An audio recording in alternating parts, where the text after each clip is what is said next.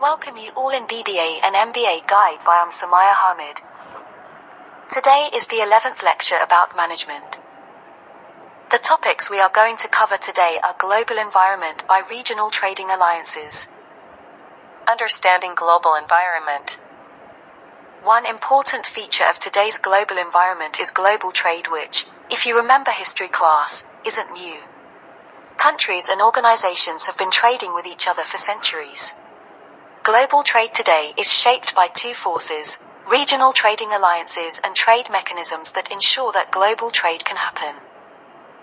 Regional trading alliances. Global competition once was considered country against country, the United States versus Japan, France versus Germany, Mexico versus Canada, and so on. Now, global competition is shaped by regional trading agreements including the European Union, EU, North American Free Trade Agreement, Nafta, the Association of Southeast Asian Nations, ASEAN, African Union, AU, the South Asian Association for Regional Cooperation, SAARC, and others. The European Union. The European Union, EU, is an economic and political partnership of 27 democratic European countries. 3 countries, Croatia, Macedonia, and Turkey, have applied for membership, and analysts predict that Croatia will be the next to gain membership in 2012 or 2013. When the 12 original members formed the EU in 1992, the primary motivation was to reassert the region's economic position against the United States and Japan. Before then, each European nation had border controls, taxes, and subsidies, nationalistic policies, and protected industries. These barriers to travel, employment, investment, and trade prevented European companies from developing economic efficiencies. Now, with these barriers removed, the economic power represented by the EU is considerable. Its current membership covers a population base of nearly 500 million people and accounts for approximately 31% of the world's total economic output.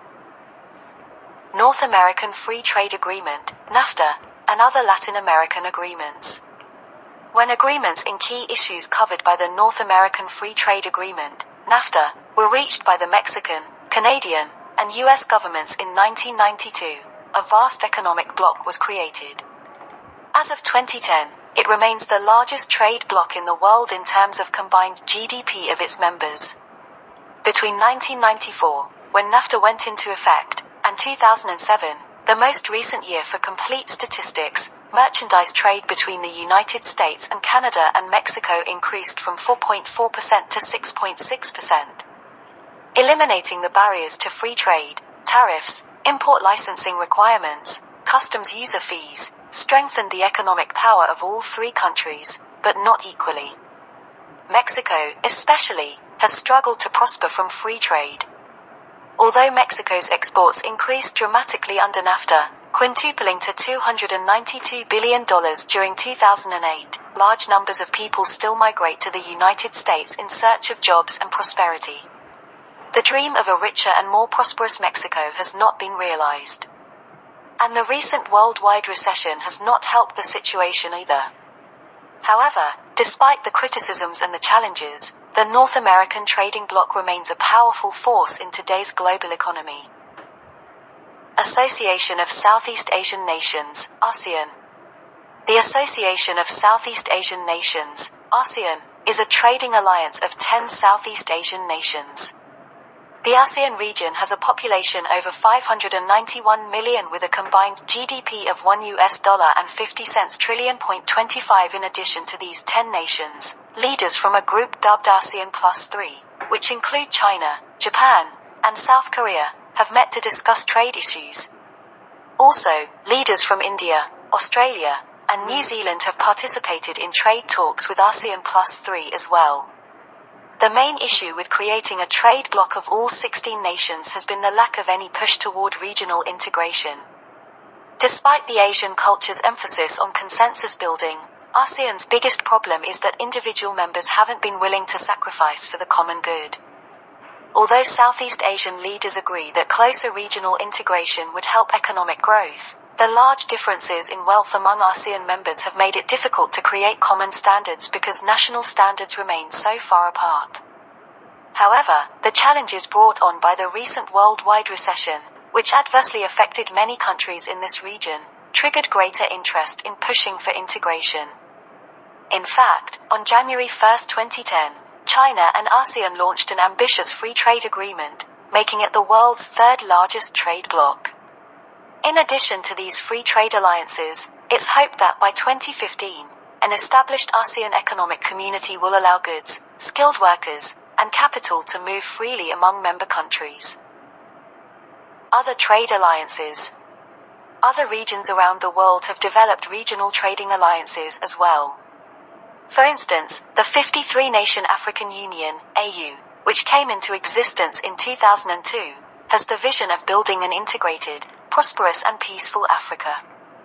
Members of this alliance have created an economic development plan to achieve greater unity among Africa's nations. Like members of other trade alliances, these countries hope to gain economic, social, cultural, and trade benefits from their association.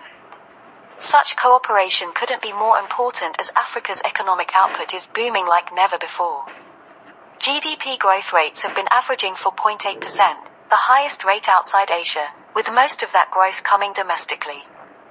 In addition, Africa has been experiencing a virtually unprecedented period of political stability with governments steadily deregulating industries and developing infrastructure. 5 East African nations, Burundi, Kenya, Rwanda, Tanzania, and Uganda, have formed a common market called the East African Community, EAC. Under this agreement, goods can be sold across borders without tariffs. The next step for the EAC will be monetary union, although that will take time to implement. Finally, the South Asian Association for Regional Cooperation, SAARC, composed of 8 member states, India, Pakistan, Sri Lanka, Bangladesh, Bhutan, Nepal, the Maldives, and Afghanistan, began eliminating tariffs in 2006.